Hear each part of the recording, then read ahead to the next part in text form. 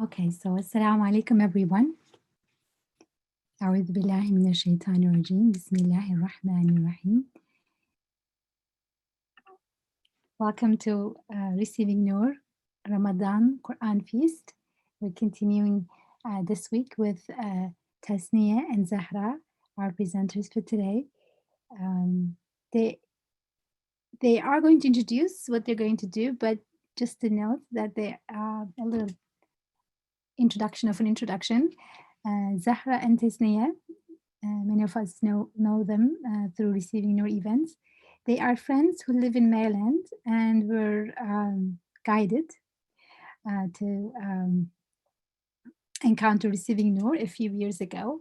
They are part of the Receiving Noor DC team, and they helped launch the Receiving Noor book club to read Dr. Yamina's book, Living with Genuine Tawheed, a book that they felt initiated many beautiful openings for them. So without further delay, we are delighted to have them lead us into a reflection on the Quran today. Thank you, Zahra and Tasniya. Bismillah. Bismillah. Thank you, Isra, and assalamu alaikum to everyone. Thank you so much for joining us today.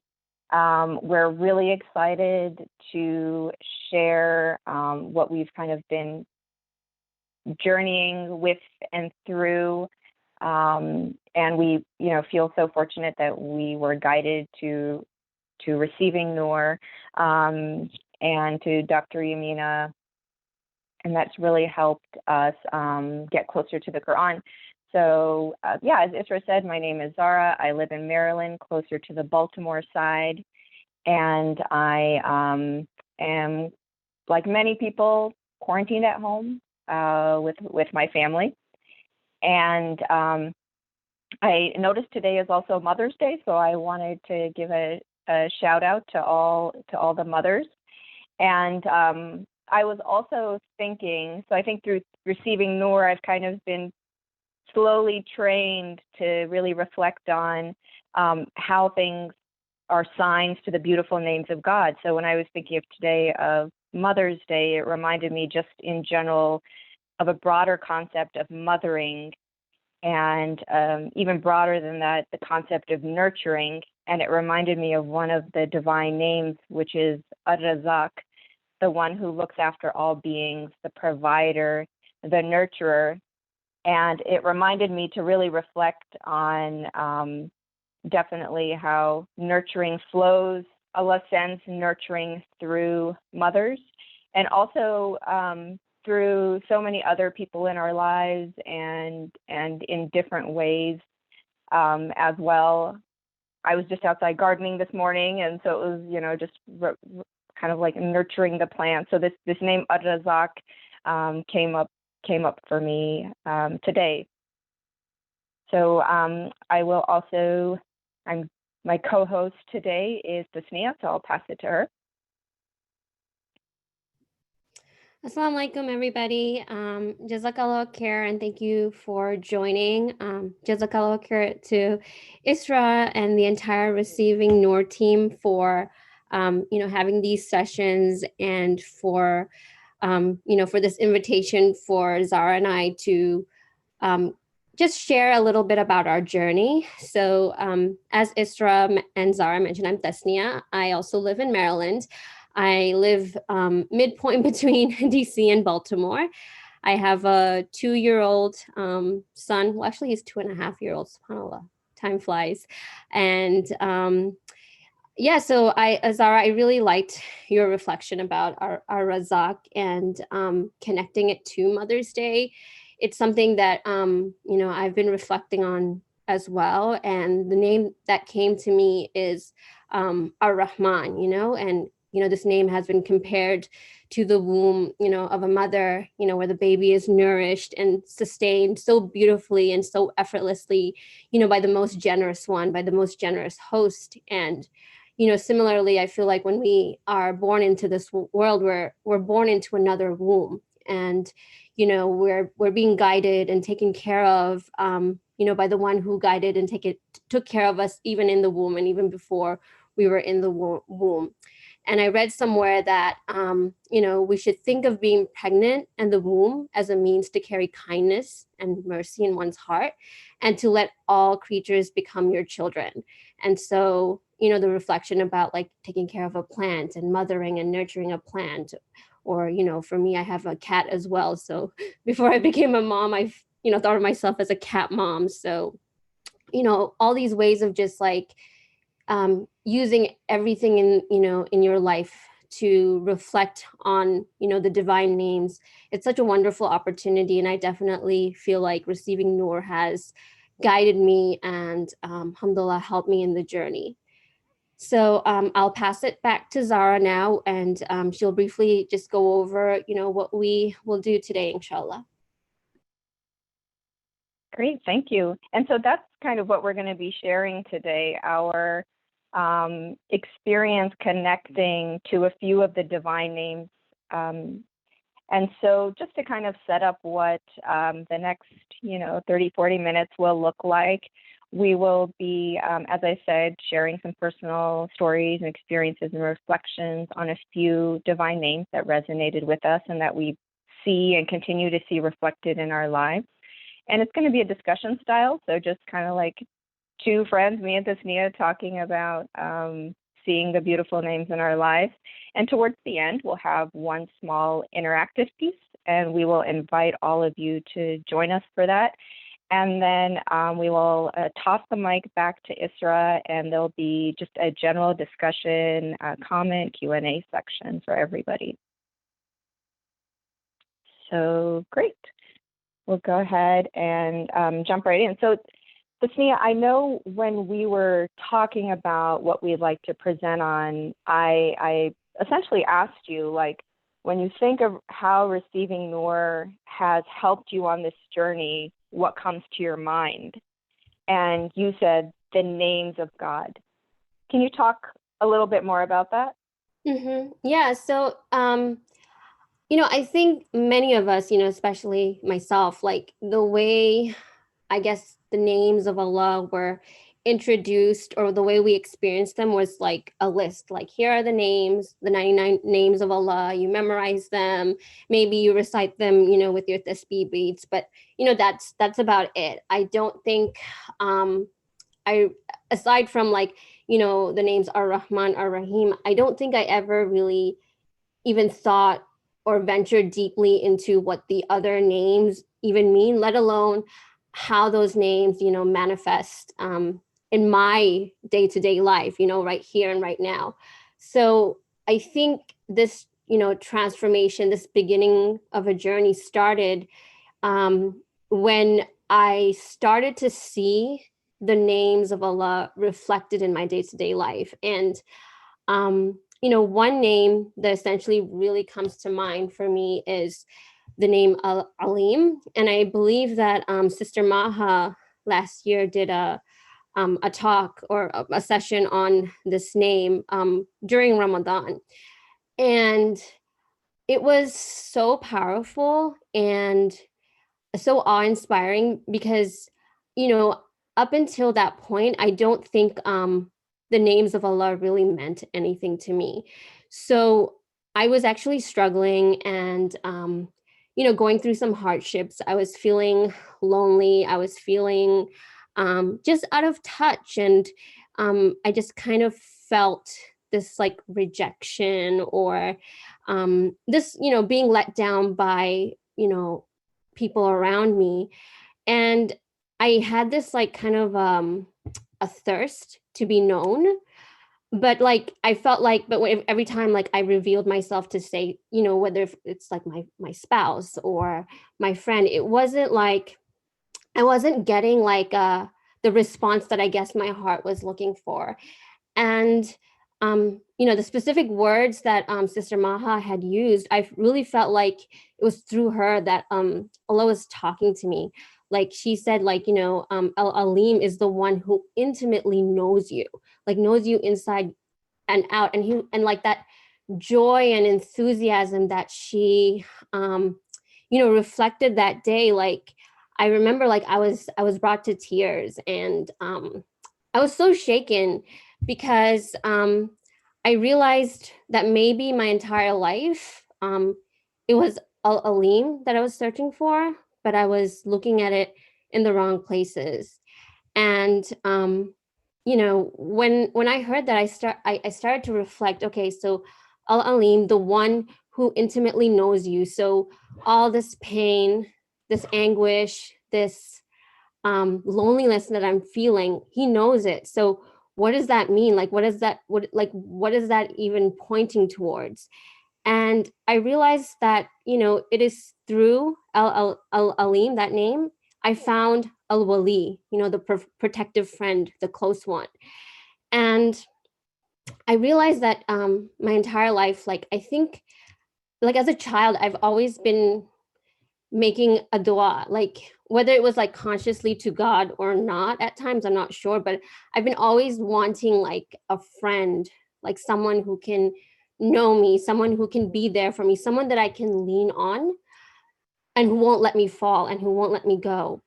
And it is through like Alim, I found Al Wali, because I like that realization, I think, suddenly dawned upon me last Ramadan, where my entire life, this dua that I've been making this dua because I want to know God, and it was just so, so, so powerful that um in my ignorance, I was looking at the creation to find that friend, and I kept getting disappointed over and over and over again. And I felt like, no matter how much I tried to connect to the creation, like the result would be the same. Like I would always just feel sadness or rejection or even just this emptiness. So when when I found Al Alim, which led me to the name Al Wali, I realized that I was trying to force this fleeting and transient creation to take the place of a being that is permanent and stable. And so that's why the two always had contradicted one another. And I guess it led me to explore like this question of like, why do we human beings get upset and angry when like some of our requests and wishes are not fulfilled?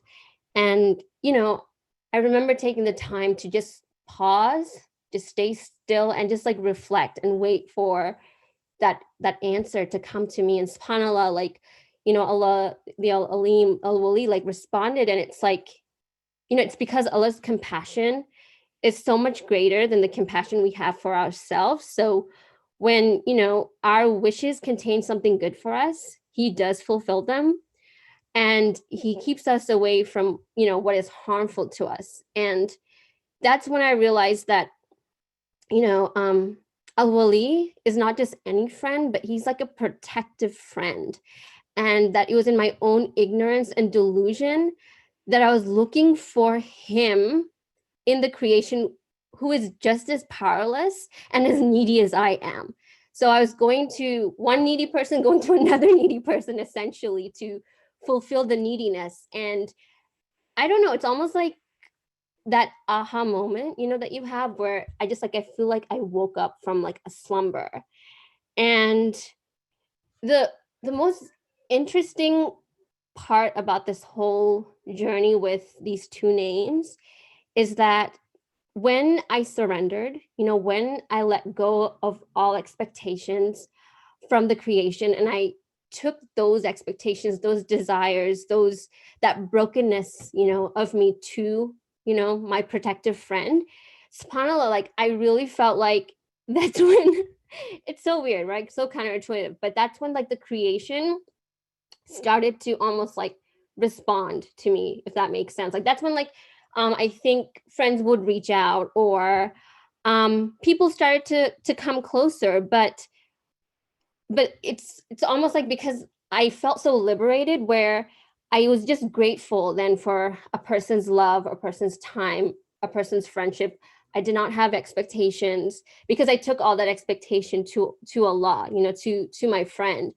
And it's almost like I became so vigilant and protective of Al Wali, because I feel like I finally am at a place where this name is residing in my heart and it feels so stable. Like I feel like this is how it's supposed to be. And, you know, so this best friend or that protective friend that I was looking for my entire life, that I couldn't find in anything, even in my, like, subhanAllah, like, you know, like Allah sends us these gifts, you know, and through people or through our children or through even like nature, like we see like reflections of him, but the creation itself can't really take the place of you know, the creator. So I felt like I kind of found that balance of like the creator staying in my heart, centering me. And so even all the things that come, the transient things come and go, I'm grateful, I'm happy, but I don't put that into my heart anymore. I keep it in my hand.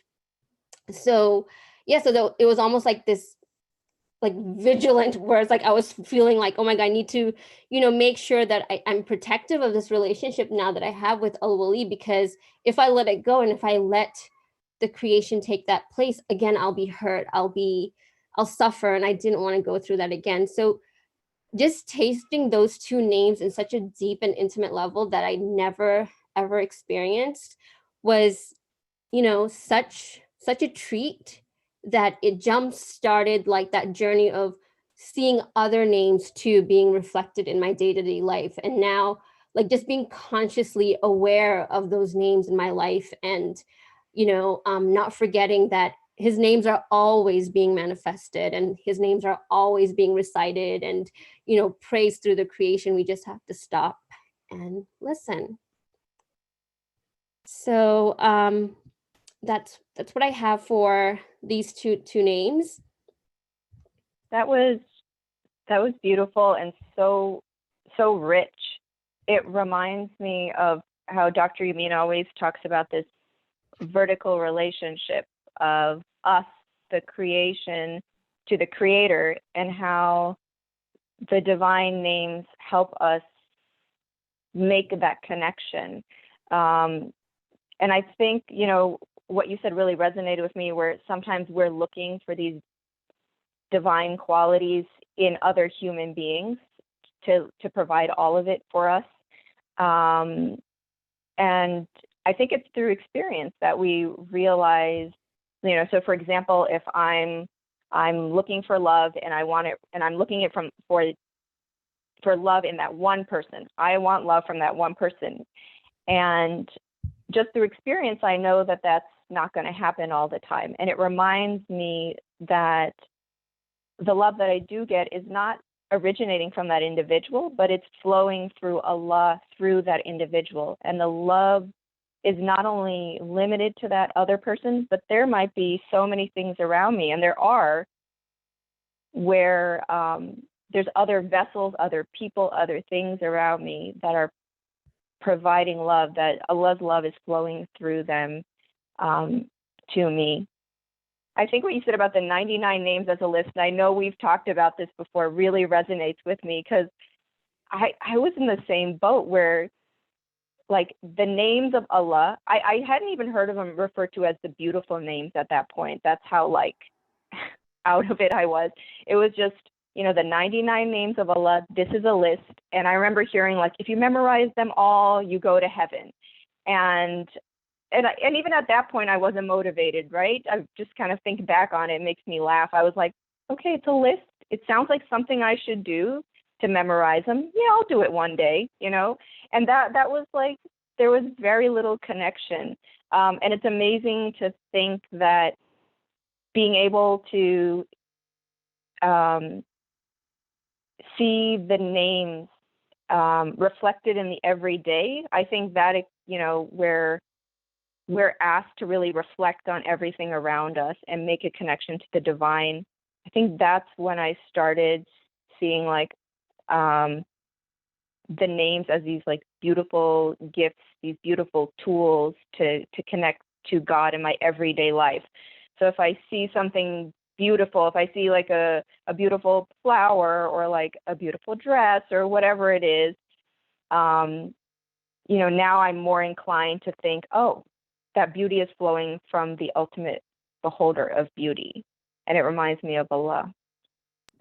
Yeah, and I think things that we also might even perceive as like not beautiful, right? And like like, when I'm sick, or when my child gets sick, like it's kind of like we attach these like negative things. Oh, it's not a nice time to be in, or it's stressful, and it's maybe like it brings up anxiety. And I think, while all of that is true, like acknowledging those feelings as messengers, I think, even through those times now, because I'm becoming, slowly more and more aware of, the beautiful names.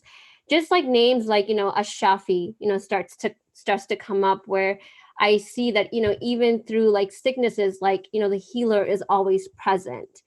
And so even like a situation where it's like stressful, and you're struggling, like, and if you make the choice to see, God in those situations, if you make a choice to like really reflect and see, like, because he's constantly helping us, right? In our ignorance, we forget that he's not here, or we put him in a box and we think, oh, he's up there. But even in those moments, like, you start to see that he's there. And yes, subhanallah. So that comment just reminded me of, like, along with the beautiful moments, the quote unquote not so beautiful moments become beautiful too.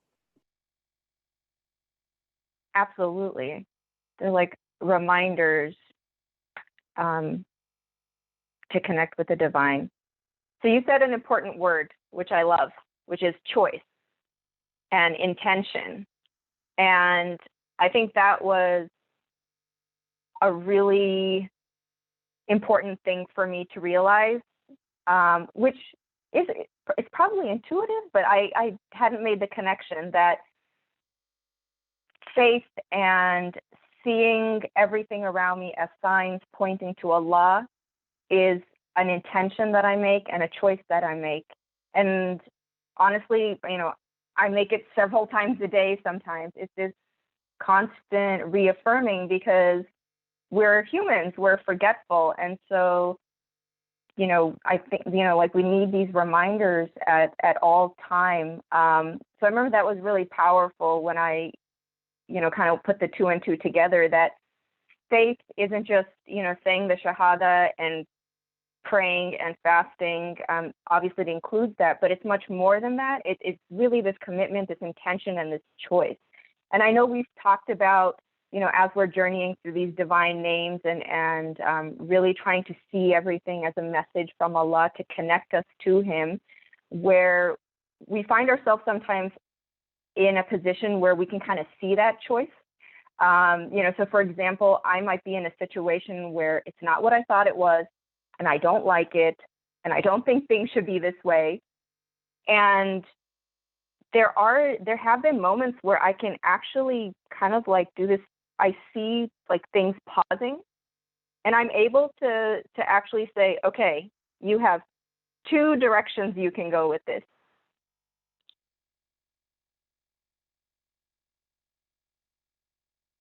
You can either, go towards the path of like resistance and not liking this, or you can go the other path and just surrender to what's happening and choose to just listen to what the message is.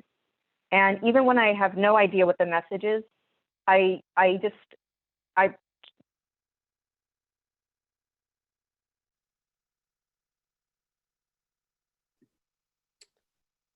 Zara, I think you muted yourself, maybe. Can you hear me now? Yeah. Do you know where I left off? So the two paths. The two paths. Resistance Okay. and surrender. Okay. And then and I have, like, there's been times where I make the intention and the choice to go towards the path of surrender and to listen and look for the signs and the messages, and to be patient, because I might not know what they are, but I trust that Allah does. And it doesn't happen often. I'd like to put this is like a good day situation, but alhamdulillah, that's something I don't think I would have even thought of before, of like really stepping back and saying, wait a minute, I have two choices how I want to look at what's going on here. Yeah, I think what you said is beautiful. And like the image actually that popped into my head is, you know, so like I feel like, at least for a good portion of my life, like this concept of surrender, right? Like it was, I don't like, we hear like, oh yeah, like Islam is about surrender. You say the Shahada, la ilaha illallah, and you've surrendered. But it's almost just kind of like buzzwords. Like, I don't think we really internalize, and I'm still internalizing what surrender means. And as you're saying, like surrendering is like surrendering every single minute of the day, every single second. But the image, I guess, that comes to my mind is I'm thinking of a person, and when he's not surrendering, he has this huge chunk of ice on his back, and he's just carrying that ice like everywhere he goes. He doesn't need to, but he's just carrying this ice. And when you surrender it, like that ice just melts and it cools you and you feel so good, and I think now, that these divine names are, being reflected, more and more, slowly. It's that surrendering, like that sweetness of that is, coming to life, I think, where I'm feeling like these. So I have like, I think I have too many, ice blocks on my shoulder. I can be like very anxious about like everything, I think. And so, but like when I do choose to surrender, like it's almost like I feel the ice melting, and through that ice, like I'm just being refreshed with this cool water, where it's like Allah's saying that, these ice blocks are not for you to carry. It was never meant for you to carry. So give them back and just be at ease. But we live in this dichotomy, right? Where we're like, no, I'm gonna carry it. Like it's mine, like I'll do it. But we can't, because we weren't created to. So yeah, so thank you for sharing those reflection about those two paths. I like what you said about the ice block, because it's almost like two things are happening. The ice is melting, right? So your burden is being lifted, and then you're getting this coolness on you. So you're feeling less weight, less burden, and then you're getting this like calmness wash over you as well. So I like that visual. Yeah, 2 in 1, right? Yeah, exactly. So, I think, moving forward, as we're talking about like the ice melting and this coolness, I know that at many points of, conversations with you, you talked about, some divine words that really resonate strongly, with you, and really has, taken you on a journey. And I know you mentioned, Al Wadud as one of them, and it's still a big one for you. So, Zara, would you mind talking a little bit more about, the name Al Wadud and what it means to you? I would love to. So just to let everyone know, Al Wadud, it is the one who loves unconditionally, the endlessly loving. And in another definition, I have this beautiful divine names book, and another definition, or another one to include, is the one who warms hearts. And this name, when I was talking to you, Tasnia, I said like I felt like it was like whispering deep within me, even before I knew like what it was, or there was even a whispering going on. So before receiving Noor, or before that, I would say I felt stuck. I was still, doing my fasting and praying and all of that, but still feeling disconnected from Allah. And I even remember like just kind of confiding in my Quran and Arabic teacher at the time that I'm not feeling the love in God's words. I realize now that that was a reflection of my own inner state. I was living with a lot of fear in my life. I was focusing on what was lacking, what was not there. And as you know, those two things are like the recipe for ingratitude. So like my gratitude was incredibly like almost diminished, which is something I realize in hindsight. But the beautiful thing is, even with all that going on, there was I know there was something deep inside me that was like calling and searching for the loving one, for Al-Wadud. And I know how, like you and I, we both kind of were like really in awe of how Allah guided us to receiving Nur. And I know that was an act of love from Allah, that He so perfectly guided us to not only hear what we needed to hear, but to hear it in a way that would really touch our hearts and that would really resonate with us. And it's a journey. So obviously, like, it's continuing. You know, I fall, I trip, get back up again. And it was really through receiving Nur and Dr. Yamina and the team that Allah, sent a reminder to me about how His loving care surrounds us constantly, and that, He is taking care of us. And it was almost like I got a message where Allah's like, I'm here and I'm taking care of you.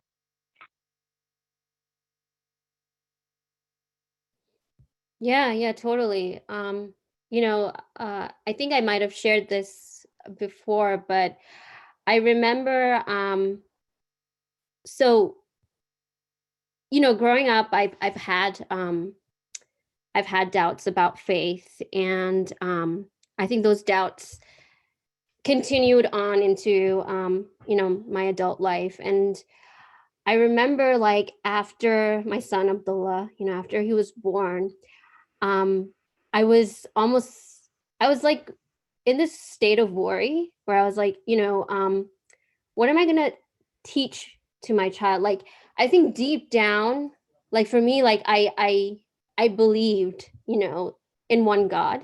I believed in the message of Islam, but I was Zara, I was having such a hard time holding on. Like, the way I can describe it is that I was almost like holding with one hand, like the shroud of Allah, and I'm just like, Allah, please don't let me go, please don't let me go. And like what you said, where like how, Al-Wadud, like in His loving and caring way, like brought us to receiving Nur. Like, I think it was like at a time in my life where like I was struggling to hold on, and like I was like, I need, like that, it was almost like I was looking for sustenance, but I wasn't finding it. And yeah, just like through Allah's generous love and, through His mercy, like I feel so humbled that I came across receiving Nur, and especially like the book that Dr. Yamina had written. Like it really just kind of like transformed, and just really, I think my whole life, like I was looking, like the answers were there for the questions that I was like struggling with.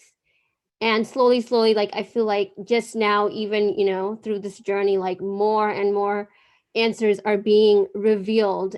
And it's like now I don't feel like it's like a struggle to hold on. Like you said, like there are some times where you get down, and then you have to come back up and kind of just like wipe the dust off and keep going. But it's like subhanAllah, like I feel like just these names, like how they're transforming my life and how they're like being reflected, like just like little things that I would take for granted. Now I just stop and pause. Like I think that's just such a loving gift from the divine that, yeah, it truly like puts me to awe. And I truly do feel humbled because, there are stories and just of people who, don't hold on, and so I just feel very like fortunate that Allah, has always been listening, and that I think it came at such a correct time, because I think I was open to listening. I was not resisting it.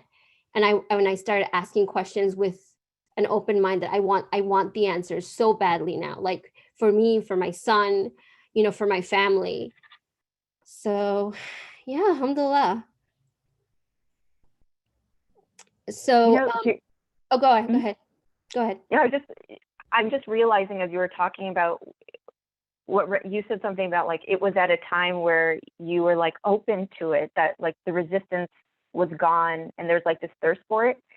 And I'm just reflecting that I think the situation was the same for me. I was like, okay, like Like it felt so urgent.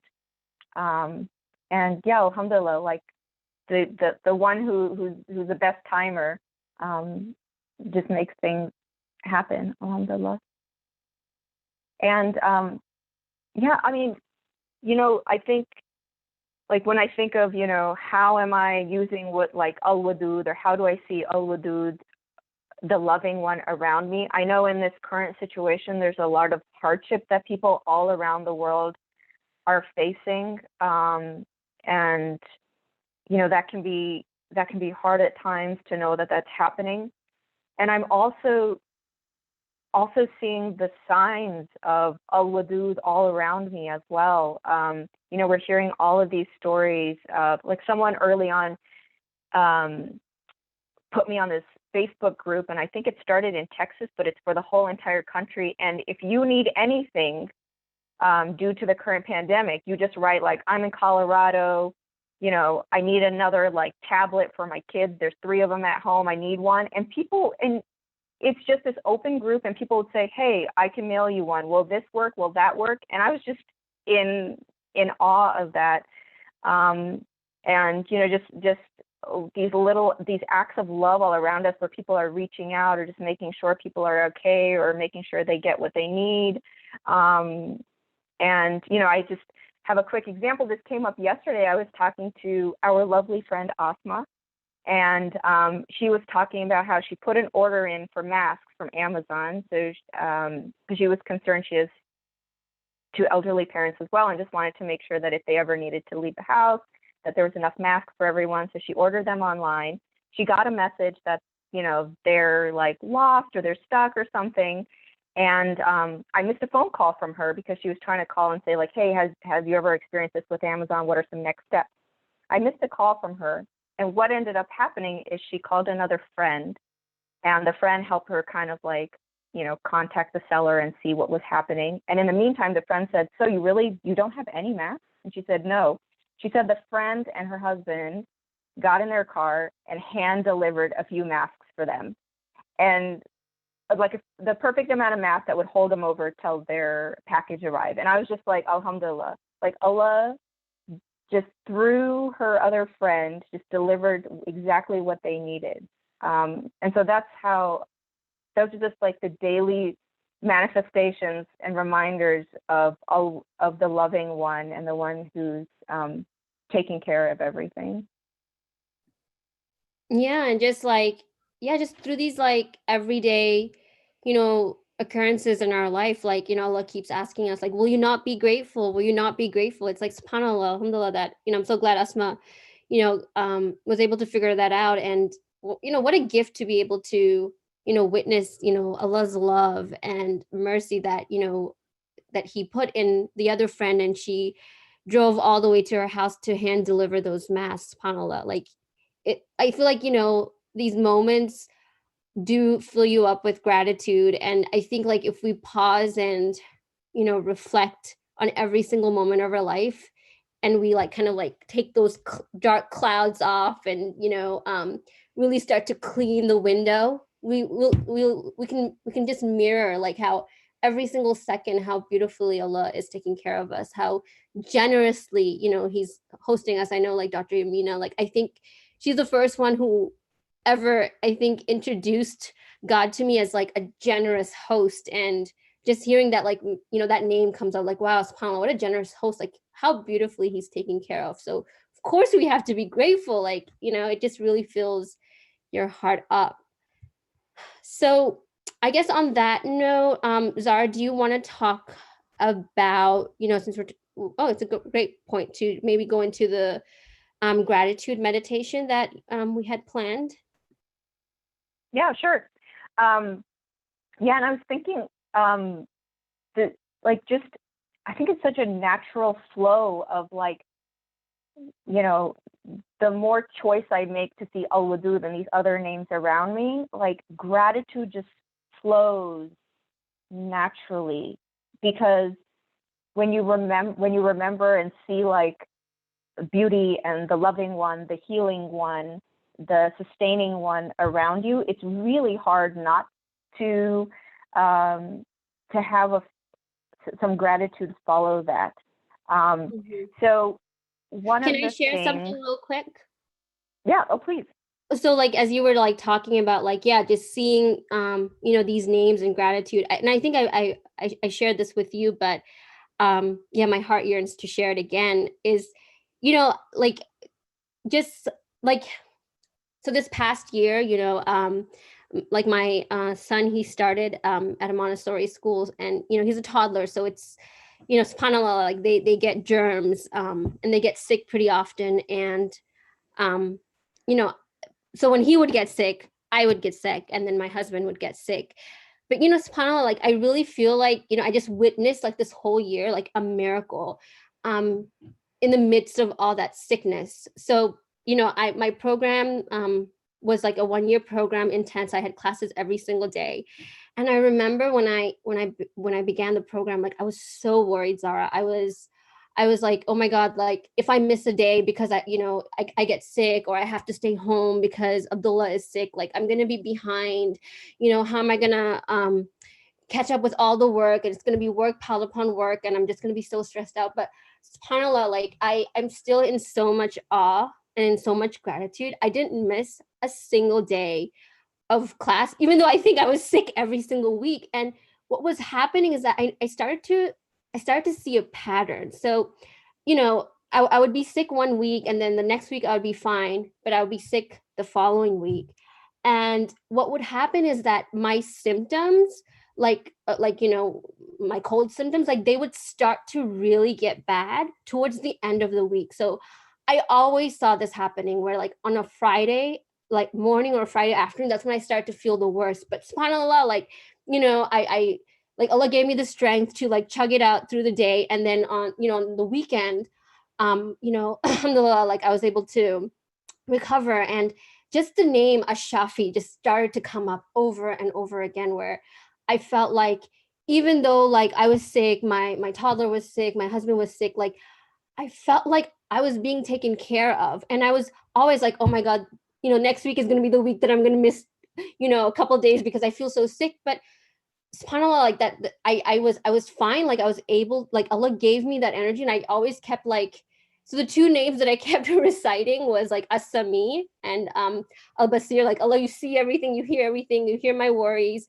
And I feel like through that, like Al-Mujib like answered, where he just made it so easy. Like I'm still in awe that like I didn't miss a day. I was able to complete the program, alhamdulillah. And yeah, and it's like, and I was always like choosing, I was like, Allah, like I'll be patient. If I have to miss a day, I surrender it, you know, and you know, you know, inshallah, it'll be okay. Like I had that yaqeen, that certainty. But yeah, just like I think it was like my first time like this transformative experience of like in the past when anyone would get sick, especially like my toddler, I would be stressing out, I'd be so worried, I'd be panicking, but it turned into this like beautiful experience of like just like yes, you know, they're sick, it feels bad, you know, the coughing, the sneezing. It made me aware of my breath actually. So it reminded me of Dr. Yamina, like how she talks so much about the breath. So when I couldn't breathe, I was like, subhanAllah, like every single breath I take for granted, you know? And then also just seeing like a Shafi and the one who just, the helper, like the one who takes care of us so well, like just popping up. It was such a miracle. It, like for me, it was like, oh my God, this is such a miracle. SubhanAllah. Like I was overjoyed too. So I just thought I would share that.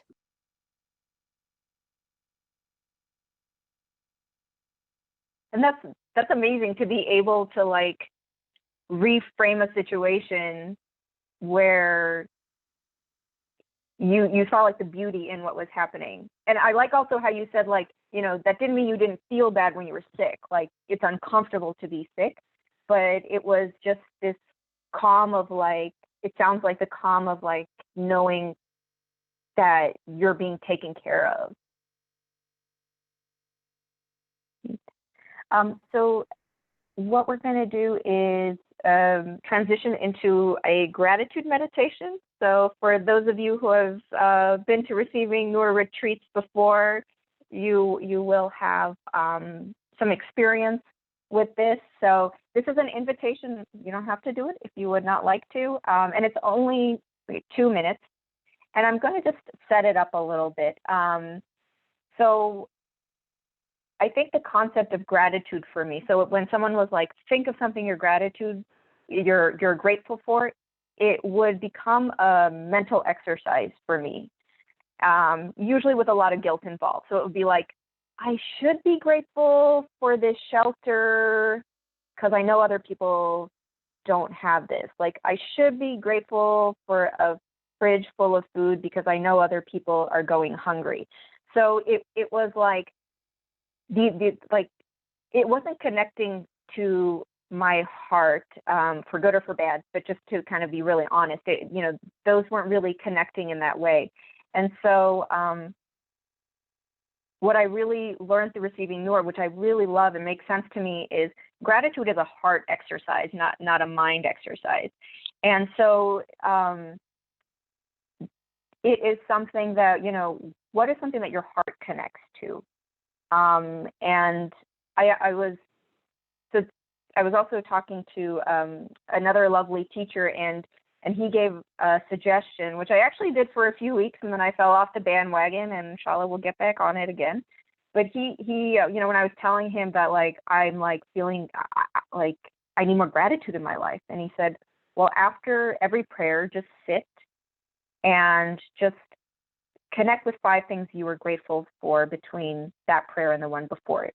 And he's like, feel it. So the same message I was getting from receiving Noor, something that you feel that you're grateful for. So, I mean, I was coming up, he's like, anything. So it could be like, that, apologies for talking about food, but it could be like that, bite of whatever I had for iftar, like, just felt so good. Or like that bit of silence I got, like, away from my lovely kids in the corner, like, that felt so good. Or like just the temperature of that coffee that I needed just felt so good.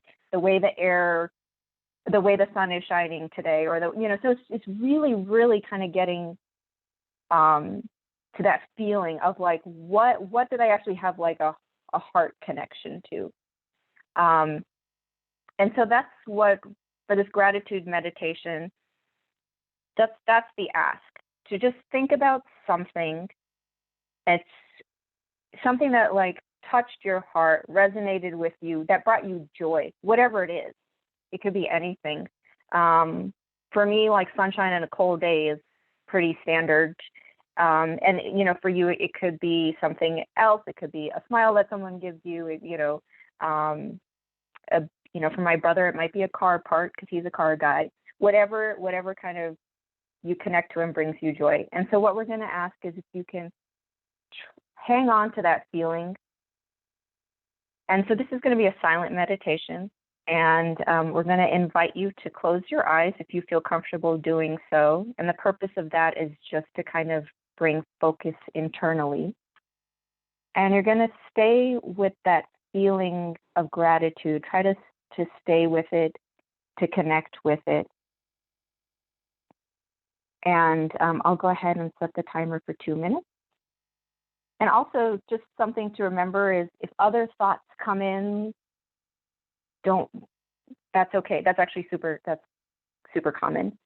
If other thoughts come in, just let them fly by, let them pass by. You don't have to judge them or hold on to them or tell them to go away. You can just kind of let them move on by and then focus again on that feeling of gratitude. So I'm going to set the timer for 2 minutes. And so just 2 minutes of quiet reflection. And I'll let you know when the 2 minutes is up. So go ahead and start.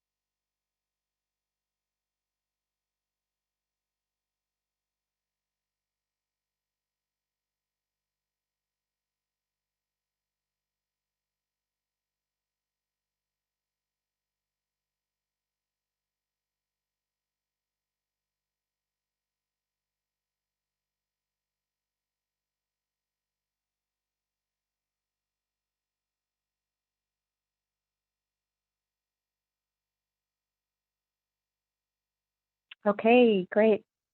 That was 2 minutes. You can just kind of move around a little bit, get the blood flowing. You can gently open your eyes if you have them closed.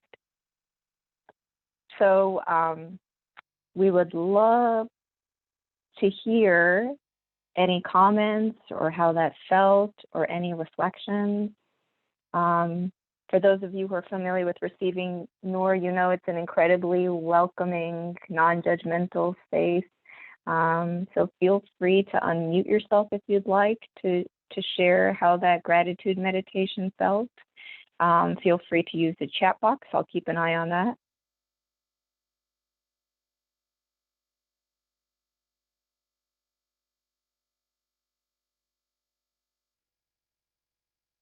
So because I was keeping an eye on time, I didn't do the full meditation, but I have to admit, like, it still affected me, just I think, silence and kind of hearing the wind blowing outside. It was really like soothing.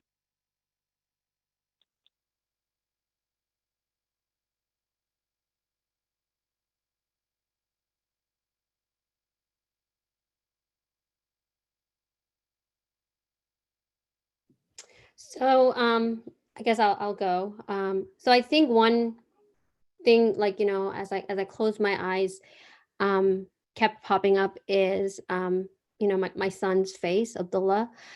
So when he every single day when he takes a bath, he before so his dad gives him a bath, and before he can even like wipe him, he will like come running back to the living room because I'll probably be sitting there doing something, and he has this like really bright smile and laugh in his face. And I think, as I was enjoying that and being grateful for that, what came to my mind, some thoughts, was this idea of I wish I could take those moments and play it on repeat forever and ever and ever. And I guess now that I'm thinking about it, like, that's a sign in and of itself where, I think gratitude and reflecting on things that you're grateful for is a sign that we want to have those in a permanent state. Like, we don't like that they're just rushing past us, that they're leaving us, right? They're transient. And so that's what started to fill my heart up, where it's like, these like little moments that I have with him, or with my husband, my family, like, I don't want it to end. Like, why does it have to end? And so that's a sign that my soul is created from a domain where things don't end, where things are permanent. And that's why I feel that maybe like this ping of sadness that it's ending. So yeah, that's what came up. That's powerful. Thanks for sharing. Any brave souls out there who'd like to share? Or even if you're comfortable, maybe in the chat box, if you want to share, like, what the one thing that you focused on, your gratitude for this meditation, like, what was that thing? Assalamu alaikum, guys. First of all, thank you so much, Tasniya and Zahra, for this new platform of discussional, just receiving. I'm going to apologize in advance if there's any background noise, but I just focused on gratitude for guidance. I mean, there's no image that comes to my mind anymore because the pangs of death have become so real for me. But it's, in a way, it goes with everything that you guys have been saying, because there's this beautiful thing that happens with guidance when you hear truthful words, that there's immediately, with the hearing, there's a melting. And with the melting, for me, the image that came to mind was floating. And I love the ocean. I mean, the ocean is full of beautiful, great fun and science for me. So there's just this, since yesterday, the image that would come to my mind was more like a feeling, but it's just a feeling of floating in an ocean. And it's not even like necessarily the actual ocean, but just an ocean of expansive love, mercy. And I love that you guys use like this ice cube on your back, because anytime that you disconnect, and something's bothering you, you feel that. And yeah, I just really appreciated the journey of the names. Thank you guys.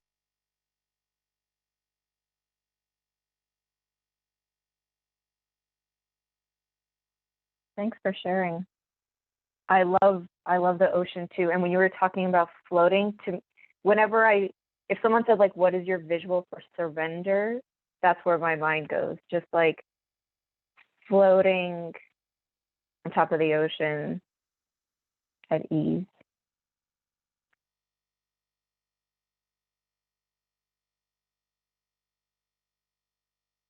Anyone else before we wrap up? Give it a few more seconds.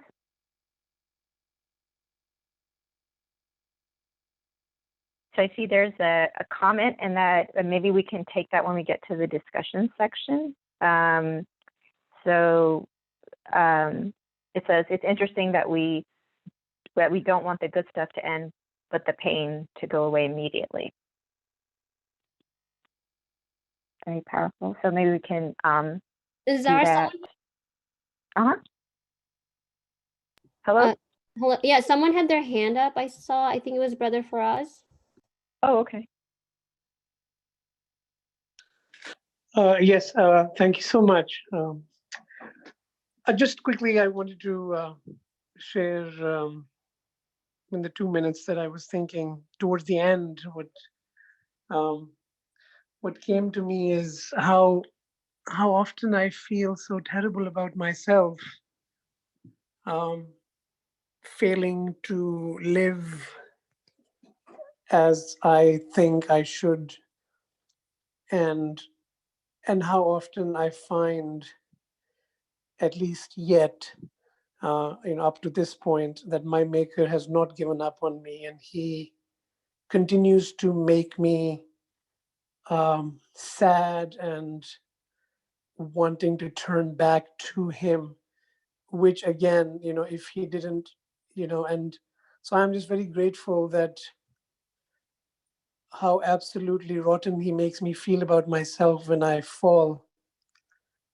And even if it's a millionth time, because there's a sense in me, having fallen so much, that I've started to almost feel that I'm at that point where maybe his protection I'm going to lose one day, and I will do what is terrible and I will not feel terrible about it. And so I'm just very grateful for now that I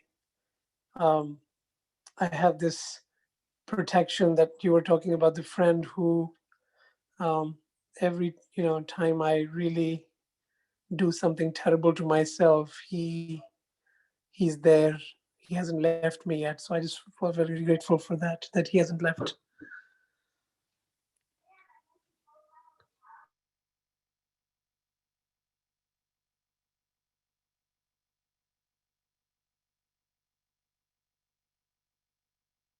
Yes. Thank you for sharing.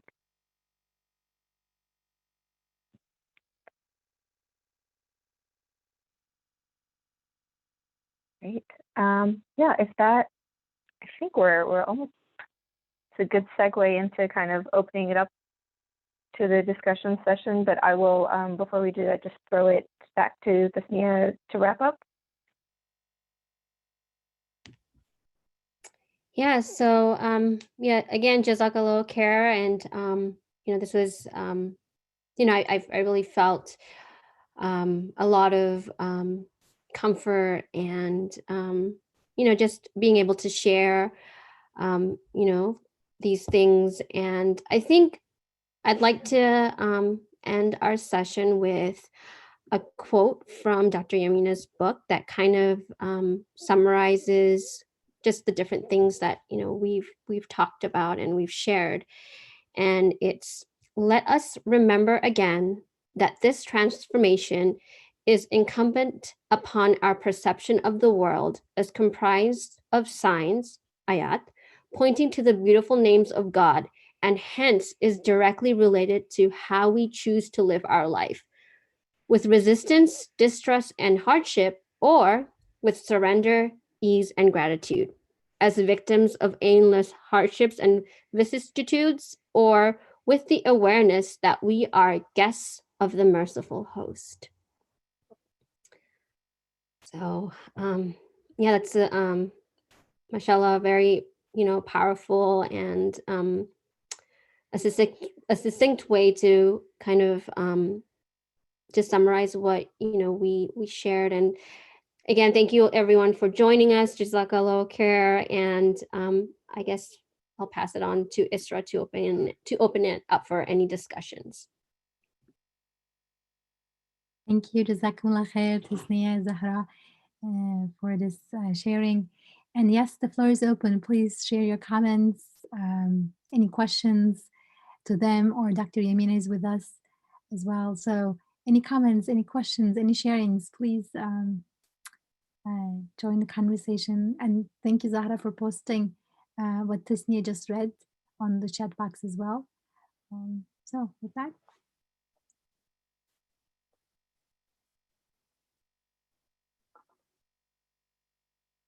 I guess I'll share again, guys. Sorry, I get excited about this.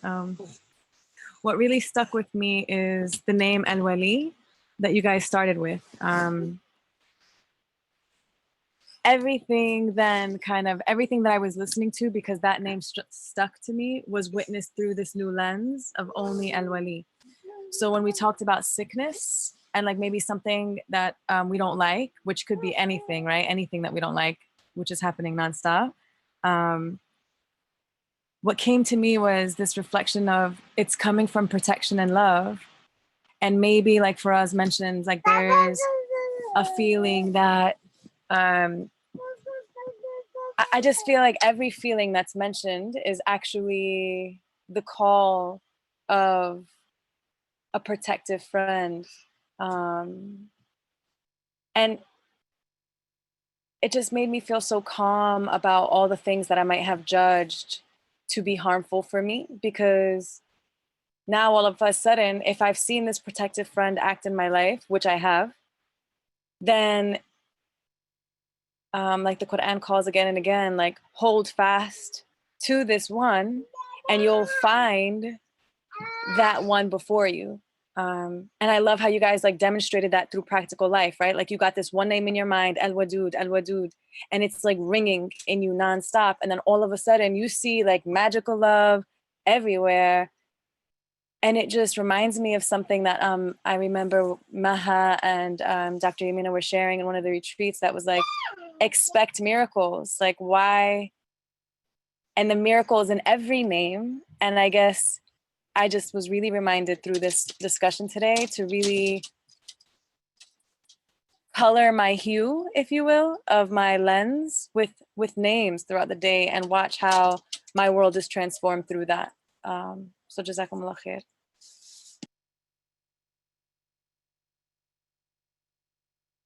Sarah, when you said hue, reminded me of the Quranic passage that talks about being colored with God's hue, and what is better than that. So and just to add or share what resonated with me in this presentation. I mean, it was very beautiful, and when Zahra mentioned that we have two choices always, and when we pause, then we see those two choices. So it's helpful it's really helpful to remember that, because we are always making choices, but it's not intentional. So we're kind of, being drifting to a particular direction, and to pause. And I think she said things are posing. So then you see that no, you don't have to flow this way or that way. You have a choice. Yes, of course, there's lots of things we can't control in the world. Most of the things we can control, but we have a choice about how we respond to that. And either it's resistance or surrender. And it takes forms like, let's say I'm feeling guilty about something, I'm feeling bad about something. Again, I have a choice there. Am I going to see that as a sign, as an invitation to go back and open up myself for forgiveness, ask for forgiveness? Or am I going to resist that guilt and try to bury it or numb myself. Same with gratitude. We feel, as Dr. Yamina reminds us, we feel that natural gratitude in our basic state. Children get happy, they're in their actions of smiling, jumping, they are expressing gratitude. And again, that's, is when we are adults, when these feelings of gratitude come, and they come a lot of times, but because we're unconscious, I feel like we drift towards the resistance direction. So even then, we need, even when we're grateful, it just comes to us, the gratitude, we can resist it. So we can resist, and there's so many ways of resisting it. One thing is like, oh, this is too good to be true, or something bad is around the corner. It's getting, things are picking up, but probably it's going to crash down soon. Like all of these expectations, or just excuses not to be grateful. This is great, but who knows if it is going to continue, or this is great, but I worked too hard for it, it wasn't fair, and so on. So there's so many ways in which we resist gratitude, even though it's coming to us. And then when we pause, inshallah, we can realize that I don't have to resist. It may have been a habit to resist, but I don't have to. That I can choose to surrender and welcome that gratitude, and see it as a sign to the source, to eternal source. What resonates also a lot is this idea of permanence, right? And that's the key thing in the beautiful lanes, because when we find the source, it isn't that he protected me so far, but he might ditch me tomorrow. Once you get al-wali, that's the eternal protector. That doesn't mean he's going to always please me in the sense that he's going to give me what I want, but he's always there for me. And it may take different forms. Sometimes what I think is support, or what I expect as support, may not be what I'm getting, but he's al-wali, to recognize that if I have been taken care of so well from so many different angles, then I can trust that eternal source. And I love the connection with sickness, right? I mean, in the sickness, you felt the relief, even though we think, well, you're sick, so you can't really see Ash-Shafi anymore. You're trying to see Ash-Shafi. No, in the sickness itself. I love that, you said sickness made me aware of my breath. Tasnia, that was powerful.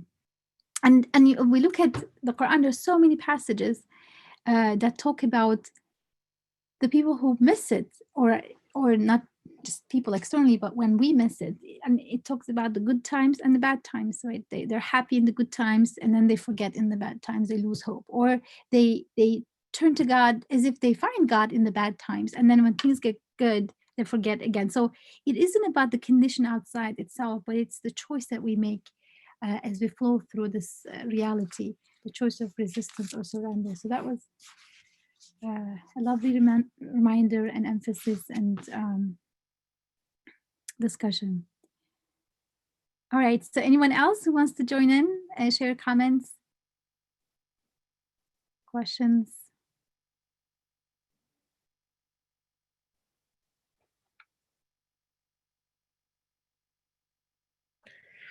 I want to quickly, before somebody else, please go in. I really love, Tasnia, what you shared about, and Zara also, that our trying to get from created beings what they cannot give us.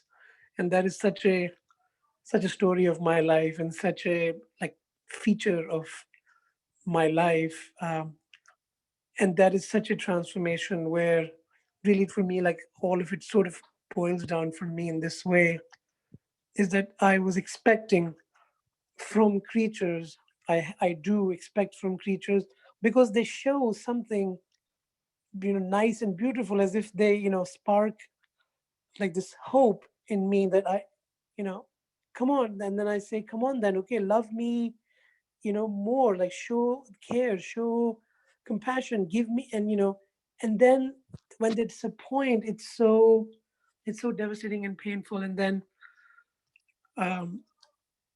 it's and it's so so wonderful, so wonderful.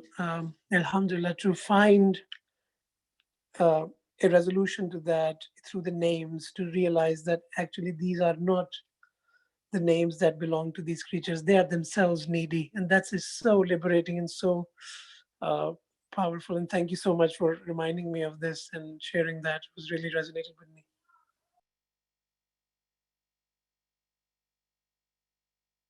Yeah, that reminds me of just a small example of, looking for something specific from a specific creation and not getting it. So I think it was about a year ago, and I got a random phone call from a prison, and it was saying, like, one of the inmates would, like, I think before there's like a recorded message and then you accept if you want to have a conversation. And I got the phone call and I hung up right away when I got the automated message. And I was just in a state of panic for that second, because I was like, what is going on? Is someone in prison, and why are they calling me, and what is going on? And I was in the grocery store, and I was just kind of like panicking about what's going on. I have a natural tendency to do that anyway. So this kind of flustered it. And I just wanted to, like, talk to someone. I wanted to reach out for someone to be like, calm down. It was probably just a wrong number. So I called my brother, and, I thought, like, he's very kind of like practical. He'll kind of tell me to calm down. And what ended up happening is he sensed the panic in my voice, and that made him panic. And so I didn't get, like, he did not help calm me down at all. He got more flustered. And so I was just like, I hung up, I was like, okay, like, see you later. And then I realized, I was like, thank you, Allah. Like, I was looking for that calm in someone who gives me calm, like, who normally gives me calm. So it makes sense for me to go to him because he's given it to me before. But for me to expect that calm comes from him and he can give it to me 100% of the time, that was a beautiful reminder for me of, the source of calm is not coming from him. It's flowing through him to me at certain times, not all the time, because he's not the owner of it. And so that was just a little example where I actually remember stopping and thinking and being like, okay, nice reminder. Yeah, that's great. For my life, I can think of like this, these are, yeah, like my mother and my sibling, thinking, oh, you're the mother, and then thinking you're supposed to be supportive and loving me or appreciating me. And then, finding her wrapped in her own, like, neediness, not being, and then, finding, and then once you actually find out or realize, then you could stop being, angry with created beings, and actually it becomes, you're able to kind of, not accuse them and not feel betrayed by them, but you can thank them actually for being signs and messengers, uh, by being, by demonstrating their poverty. They kind of help me go back to my maker. So that's really nice. I would definitely say, like, through this journey, and inshallah this continues and deepens, that I feel like I've softened to other people, because exactly, I'm like, oh, wait a minute, you're needy too, and there's something liberating in that as well. And it just helps me, like, I feel like, connect with people more at the same time. I love those reminders, like, yeah, like demonstrating, like, they're also in poverty. And like, brother Faraz, like what you said resonated so deeply. I think that's like the story of my life too, where, yeah, the same, like having like these expectations, like, you're my mother, so you should do X, Y, and Z, or you're my friend and I expect this, this, and this. And so, yeah, that delusion, just being shattered, in my face, was just something that I felt like I needed. And like you said, Zara, it's so liberating. And I think once that delusion, shattered, and that realization like dawned upon me that, like, just how I'm feeling this neediness, they're just the same, um, it actually improved my relationships in many ways. Like I don't know how to explain it, but the same people who, like, maybe because they, and I don't know, I mean, maybe they sense, like, the neediness in me, so they would actually stay away from me. Like, they're like, oh, like, we can't handle it. Once that veil was lifted, and you know like being able to surrender the neediness to Allah, the people started to actually come, like those people in my life, like, started to actually come closer. And it like the relationship also transformed, where now everything, like, I'm just grateful for, like, the relationship, and not having like these grand expectations that, oh, because you have this title of a mother, a father, a friend, you should be doing X, Y, and Z. Like, that's not there anymore. Like, whatever is passed through them, like, I'm grateful because it's coming from my maker, and then the neediness that I have, I take back to my maker. So yeah, those are powerful examples. Thank you for sharing.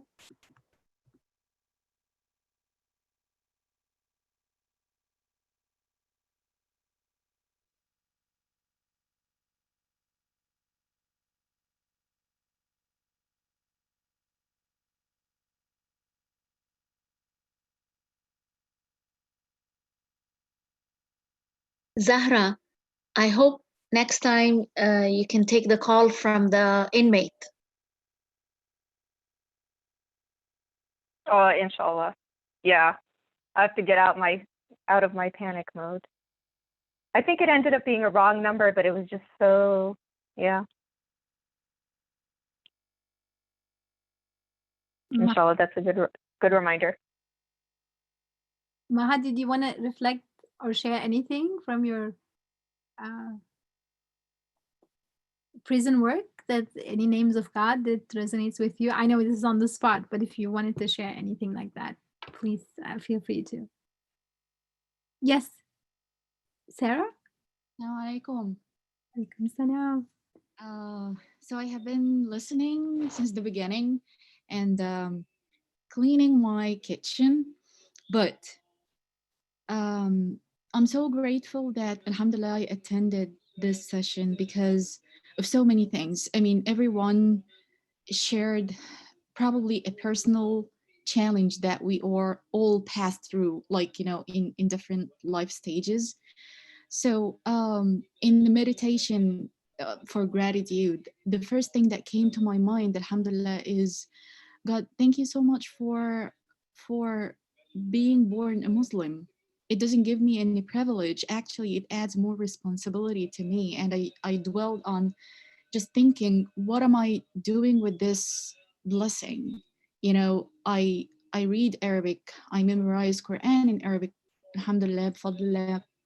But many sisters and many Muslim people around the world are really putting time and effort just to do what I can just do with an eye glimpse, just reading, and it's not about reading. And I started just thinking of, how this is actually a responsibility. It's not a privilege, So alhamdulillah, that was one thing that came to my mind, how my responsibility of being born Muslim should actually double or maybe triple the actions that I should do on this faith. This faith is more than just a religion. It's a connection with God who is extremely loving to us. And that what melts my heart towards God. It doesn't mean that I am not afraid of God. Of course, there is fear, but this fear is not coming out of, hey, be afraid of God because God is gonna punish you. No, it's not coming from this place. It's just when you love the entity and see how the entity is really, yes, saving you, guiding you, accepting your repentance, telling you it's okay if you sinned. I'm here since you're repenting. Come to me. I mean, I haven't seen this kind of embracing, abundant embracing in anything in life but from God. And my fear is coming from I don't want you to be sad that I'm sinning or that I'm doing something wrong. And I guess that's a place where I pray for everyone to taste that, to fear God not because of punishment. It is to fear that a loving entity will be sad for you just to be doing something wrong or to be away from that path. Um, I mean, there are so many thoughts that came to me, and they are all, alhamdulillah, loving thoughts.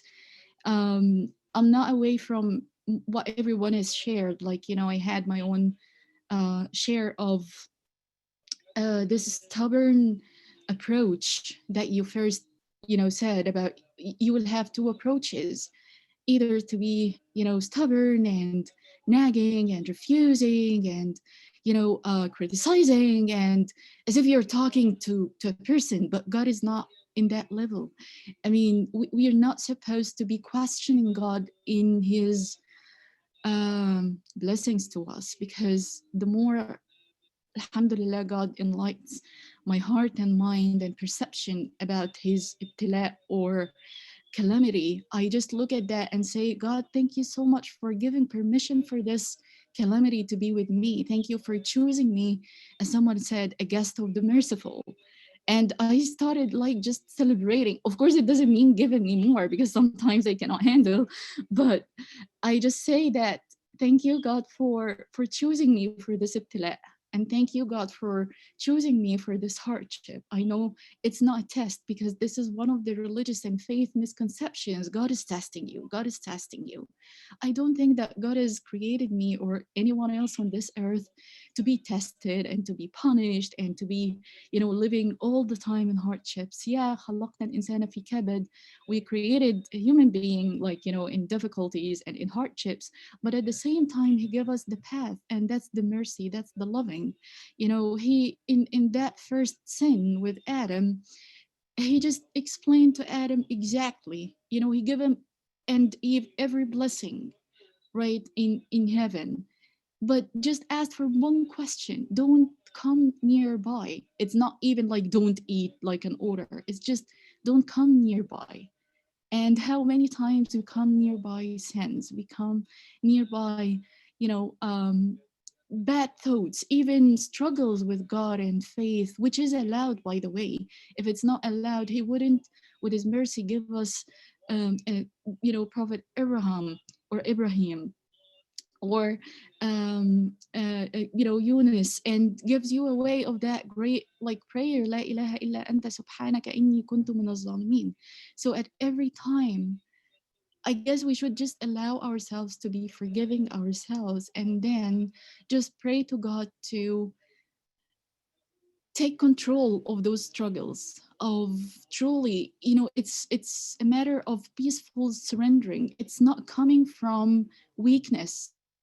Actually, I realized at the moment that you tell God that I just surrender to you, not because I'm helpless, it's because I trust you. It's because أنت الوكيل, when we are talking about the names of God, Al-Wakil, who takes care of me, you know, like, you know, we assign permission to a lawyer to take care of our cases, and like, you know, an accountant to take care of our taxes.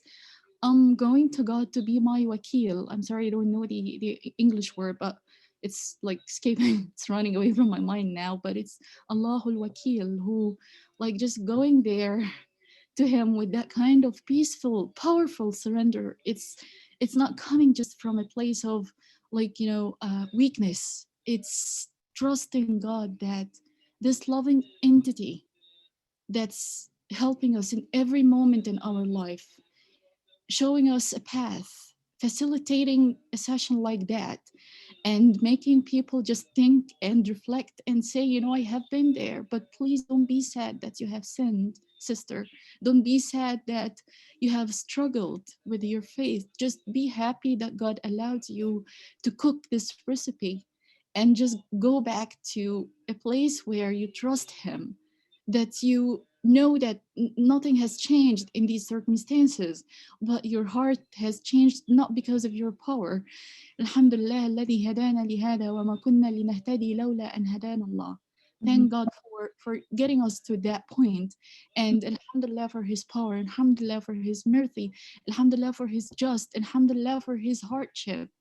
I think one challenge in this is to, thank you so much for sharing, is to see the signs of these, right? I mean, I think one of the powerful things in the presentation was that we hear these statements about God being our wakil, or God being the healer and the helper, and to be in a journey to experience life as manifestation of these divine names, is a journey that's transformative, that has to start with reflecting on, one of the things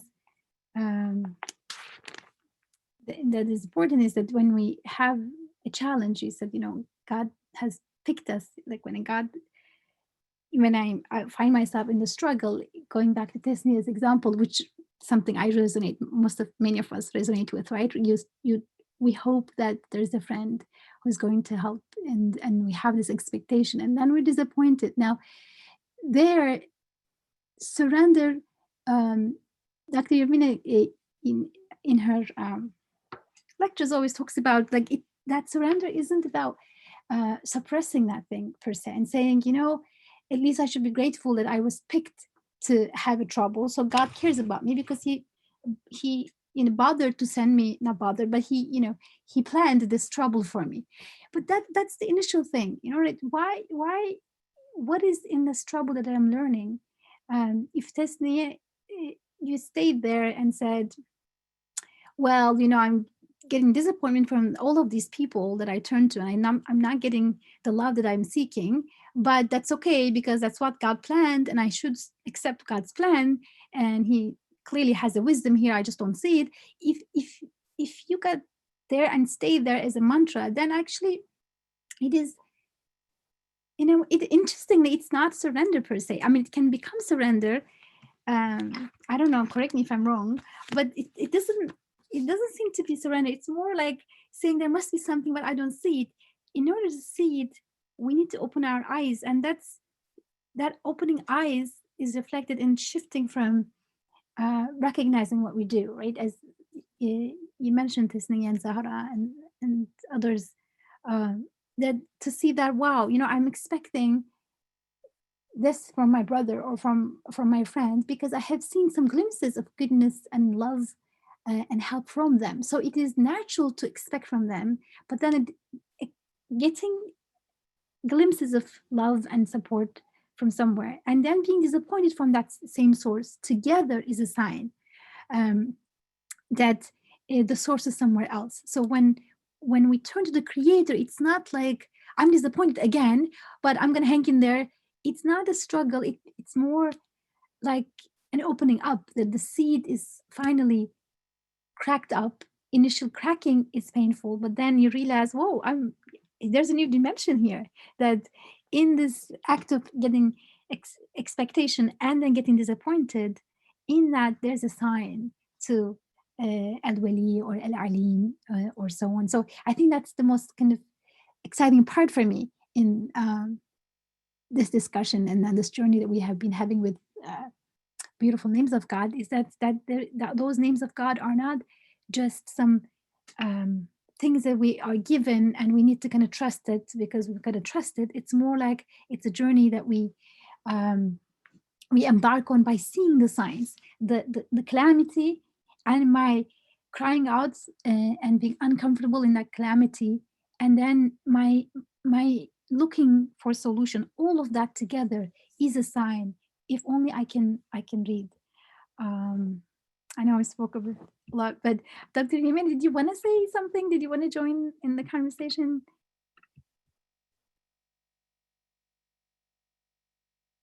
Assalamu alaikum. I think I'm happy listening, alhamdulillah. And I think what you pointed lastly, Isra, is very important. Yeah. For clarification, at least, because we have to experience and live and take the responsibility of La ilaha in order to be open to receive the gift of Ilallah, inshallah. The Ilallah is a gift onto us, but we have to prepare ourselves with the La ilaha. That, yeah, I think that's enough. I prefer if everyone else shares, inshallah. Assalamu alaikum. Thank you, Jazakumullah khair. So, Ali is here. She can call on people. There's mashallah, like every time someone shares, things become clearer and clearer. So like I really, subhanallah, it's really precious. So please be generous. Like the sharing is your generosity, basically. The more you share, the more the generosity. I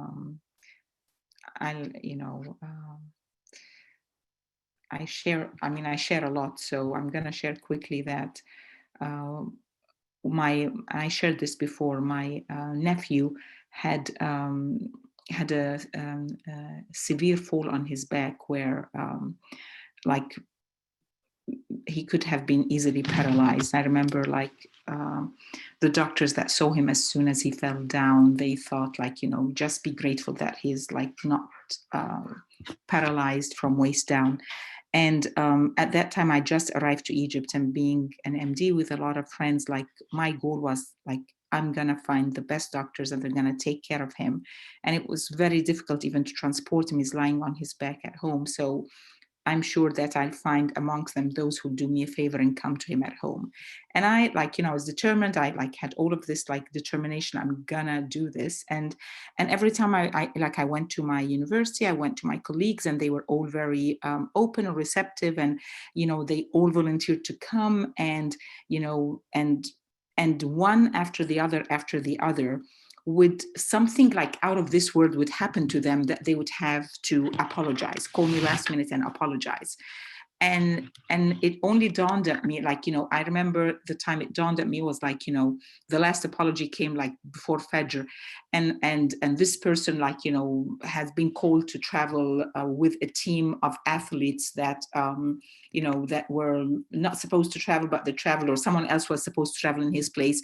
And that time I just fell down and kept crying because it's not happening. I'm trying to get him the doctors I want to see him, and it's not happening. And only then I realized the message is I was doing it in the wrong way.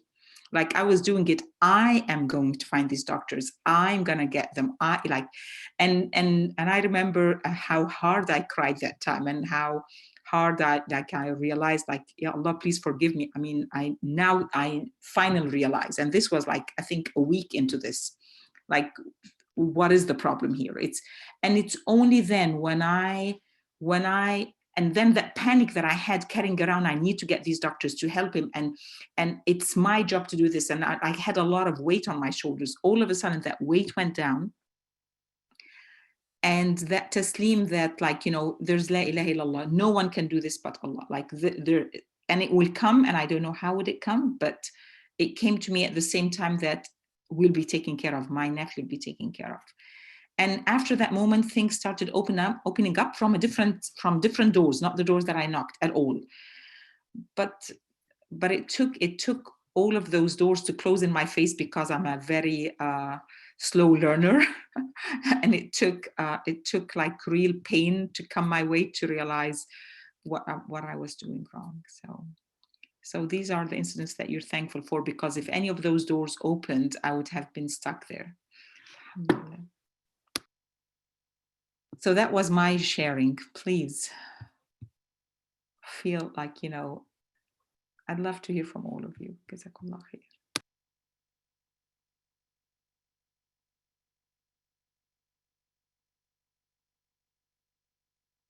I see a hand up, but before that, does anyone else wants to share?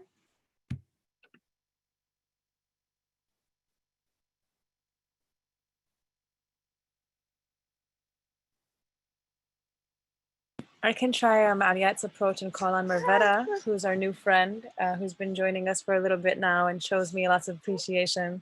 for being in this halaqah, also because I just love Aliyat's approach and I want to practice it. So Mirvara, if you want to share anything that comes to you about this.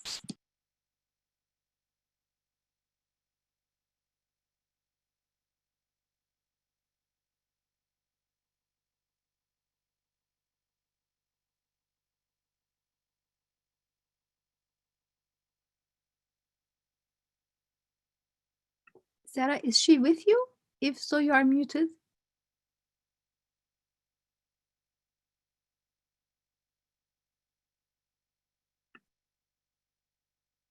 No, but it looks like maybe she just disconnected off of the. I see. She was here. Okay. Yes. Okay. In the meantime, we can have Faraz.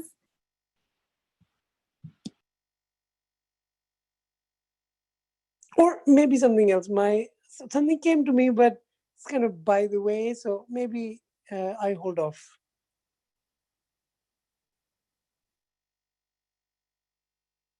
So Naima, you have a lot to say, and I'm not hearing your voice. And Badr Kareem, we need to hear your voice. Like, I love your comments. They're always deep. So why are you holding back?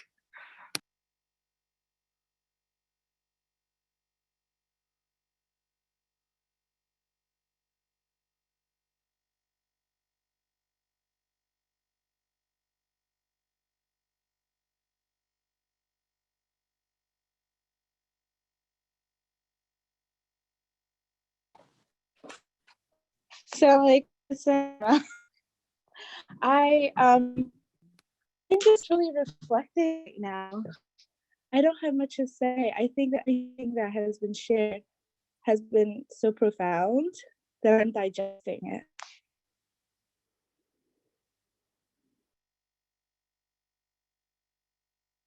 it. So Dr. Alia, when you shared your story, something came to my mind, and the words gifts are coming to me where, so I think I remember it was sometime last year, I called you up and I was, I guess, sharing about my struggle about feeling lonely and abandoned. And, while I was, sharing that with you, obviously I had people in my mind that, that I was thinking about that were making me feel this way. And, I think at one point I said, like, I just, I'm craving, like deep connections and I'm not finding it. And I think like right after that call, like, you had told me like this loneliness, like it's a gift, it's an invitation from Allah. And I guess I never thought about like loneliness as like a gift or an invitation. And so I think up until that point, like that messenger, the loneliness messenger, when it was coming, like I kept shutting the door on its face, saying like, no, I don't want you, like you're not invited.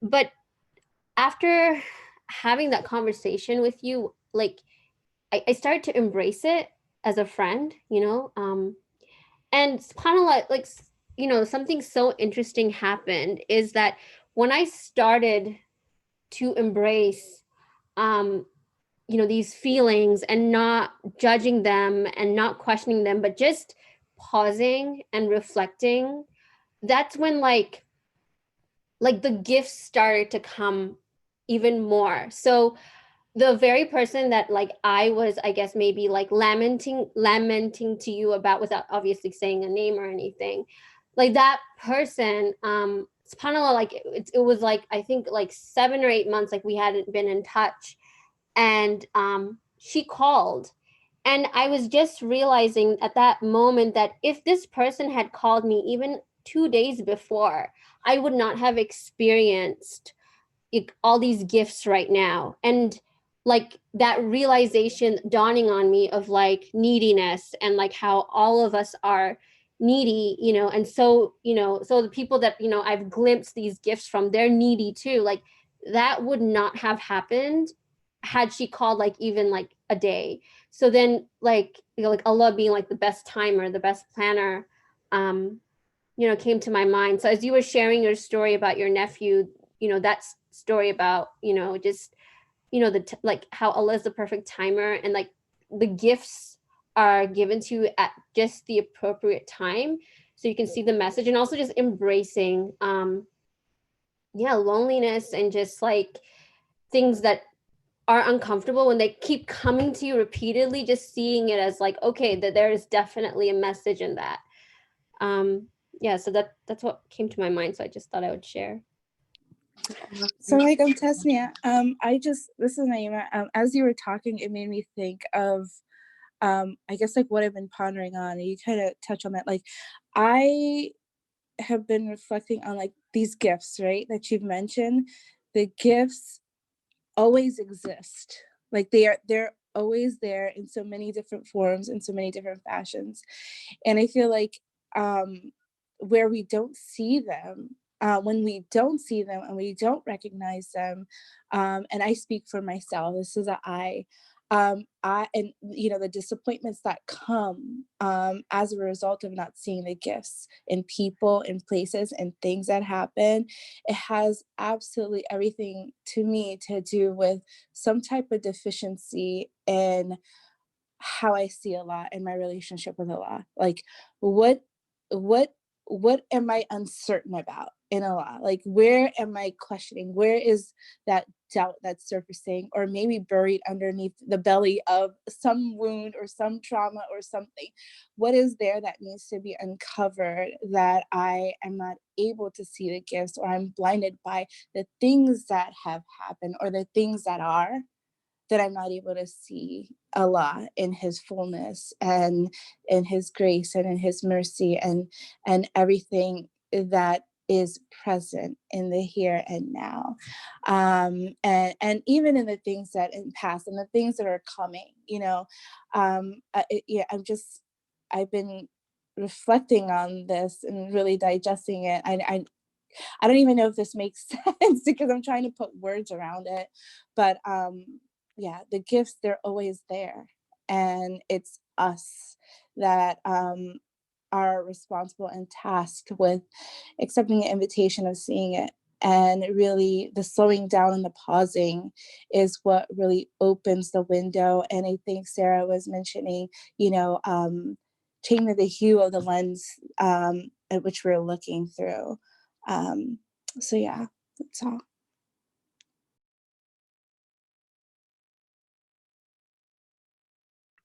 That reminds me of, go ahead. Just wanted to share the story of Jonah, right? He's in the whale, and then once he goes through the transformation and he cries out to God, everything changes. And there's a reference in Imam Nursi's text about this. He says that the things that were against Jonah, right? The whale is about to digest Jonah, and it's a stormy sea, and so on. That seem to be united against him. After his transformation, they actually show their friendly faces to him, that they are, conduits of divine mercy to him. And then the whale takes him to the shore of salvation. So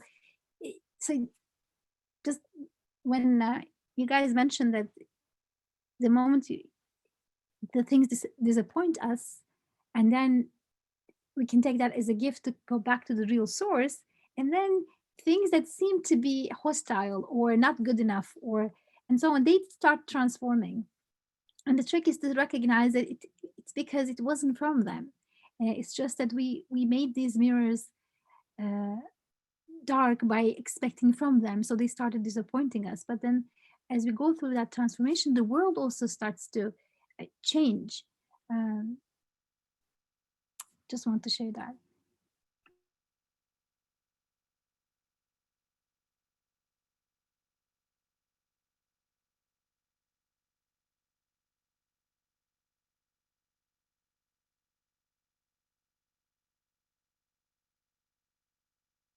Zahra, if you're talking, you're muted.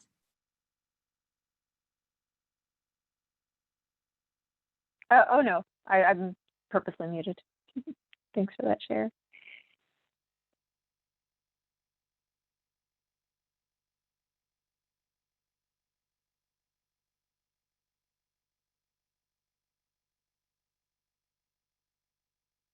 I guess I'll just share something that comes to my mind about something Dr. Yamina said that connects with what everybody's saying is like, it's very easy for us to feel something and then just feel it kind of swallowing us and taking over, whether it's some sort of guilt or some sort of feeling upset about something or disappointed about something, or a need like loneliness and feeling like a need for friendship. And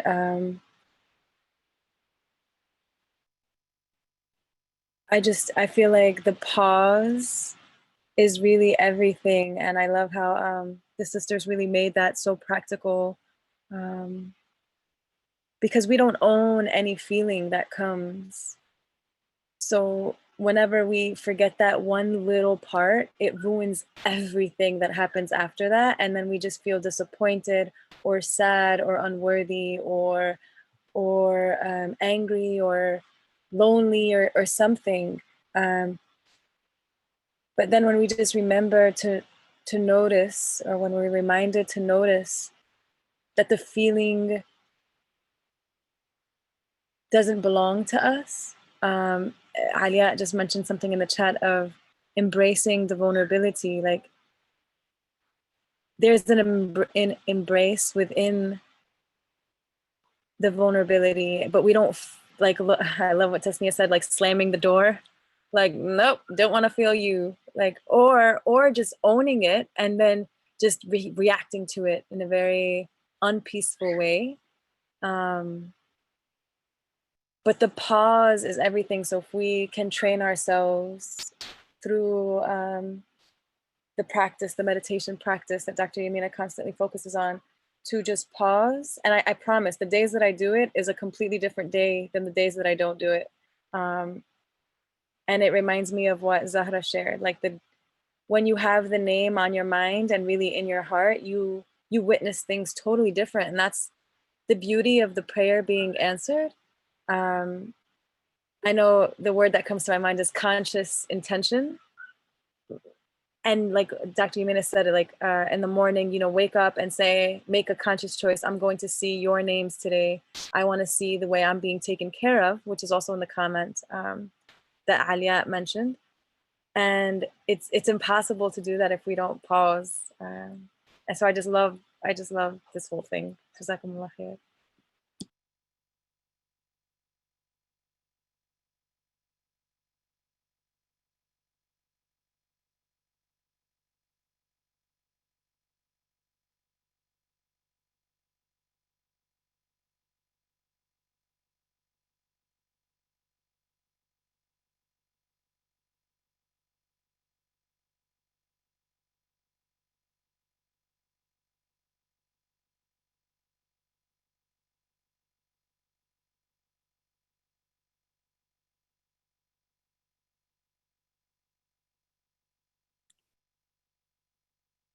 And to highlight something that was mentioned, thanking the things for demonstrating their poverty, and that includes us too, right? When we're disappointed in things or we are disappointed in ourselves, that's part of the process, because they are demonstrating that it's not from us.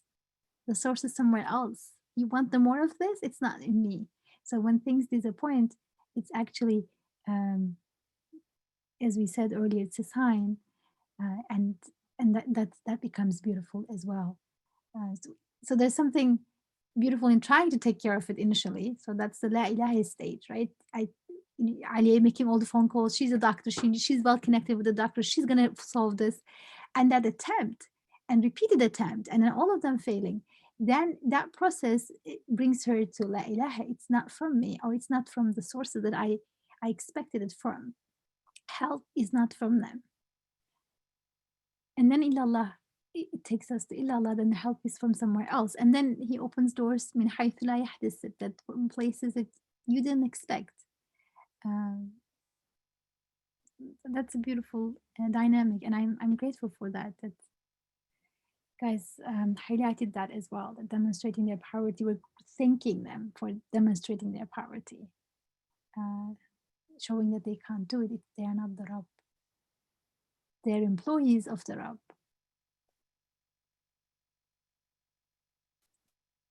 Are there any other comments? Questions? Sorry, guys, one more thing. Just about Faraz's comment was like vibrating in my, what came to my mind is the Ramadan feast that Faraz actually shared. Ujibu da'wat ad-da'i idha da'an, falyastajibu li. So even in the disappointment of self, or even in not wanting my creator to give up on me, is not me, but in that disappointment is the caller calling. And فَلْيَسْتَجِيبُوا لِي, like Dr. Iman was saying, like, so once we realize that it's the caller calling, then we answer it in God's name as a really royal invitation to come back. And then there's no fear of like, oh, you're gonna leave me, or like I'm not doing a great job, because really the call is from the protective friend, realigning us. And I remember Dr. Ali sharing something beautiful about Hajj, which keeps coming up as a life parable, that tawaf is like the circumambulation around this central point is something that is repeated in our lives. And how does that symbolize our lives? Is that each repetition or each cycle is a way to reinforce, like the analogy was given, like tying a knot more and more and more, this concept. So it's never, and I learned this in like a meditation group, but it's never a regression. I think it's very easy for the I to kind of sneak up and be like, you regress, like you're not even doing it right. And but there's never a regression, there's only learning. And there's only not even progression, but I like, because progression denotes this like linear upward line, which it does not look like that at all. But I love this concept of tawaf, like a cycle, and each cycle just unveils a new layer, a new hue, and it's brand new every time, but it's also growth at the same time. So I just wanted to share that.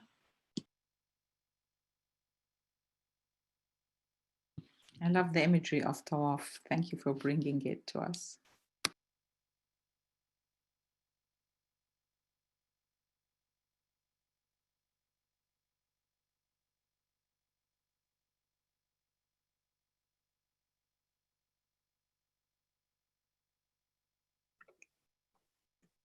So on that note, shall we end here? Is there anyone who would like to share? Zahra, Tesni, if you have any final words to share.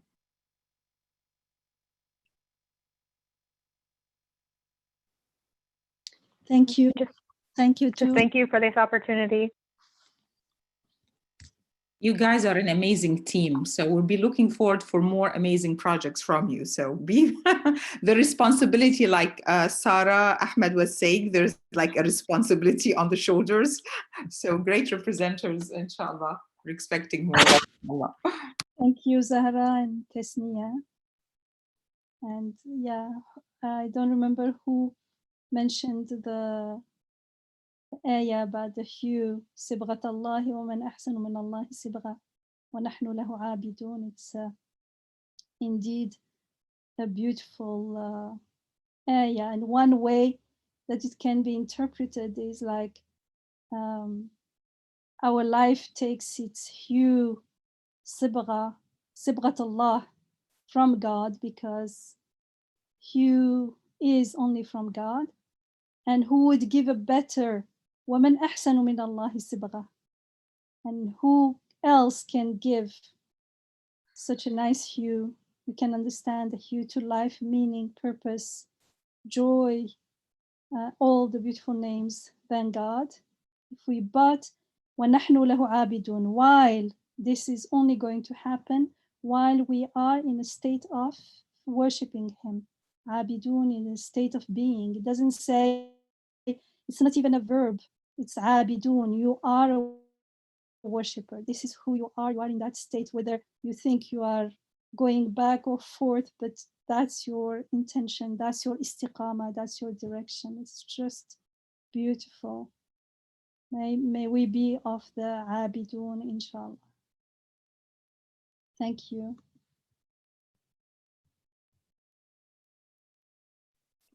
Thank you, Dr. Yamina. And thank you again, Zahra and Tasniya and everyone else who joined us today and contributed. Jazakumullah khair. Just a reminder that this was our third session of Receiving Noor Ramadan Quran Feast. If you missed the previous sessions or if you want to revisit this one or share, you can do so by going to Receiving Noor YouTube channel. The recordings are there. And then we have one more feast, inshallah, next Sunday at the same time. And before that, we also have on Wednesday reading about Isma al-Husna and human calling. We're reading from Imam Nursi's tafsir with Dr. Yamina. So join us if you can on Wednesday at 3 p.m. Eastern, inshallah, this Wednesday. If you're not receiving Noor newsletters, you can easily sign up from receivingnoor.org or send an email to us at receivingnoor@gmail.com. And in the meantime, may Allah bless this final section of Ramadan for all of us. Inshallah. I mean, would you like to end with the dua, Dr. Yamina?